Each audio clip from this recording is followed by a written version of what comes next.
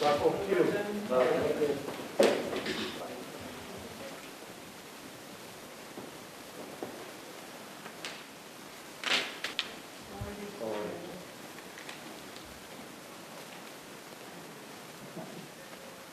разлика од првиот круг, во овој втор круг имаше зголемени притисоци, закани уцени, буквално сиот тој институционален механизам кој што самата власт го нуди, посебно од апсолутна позиција на власт, го искористи овој пат властите и се надевам дека денешниот ден нема да биде сликан она што се случуваше во вториот круг, како и да е.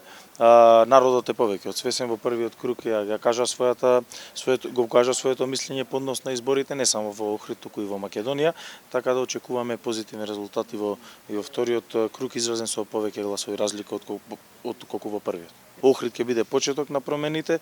Не успеавме за малце во првиот круг, за околу 1% од гласовите, меѓутоа сега сме убедени дека, како што кажав, разликата ќе биде многу поголема од првиот круг.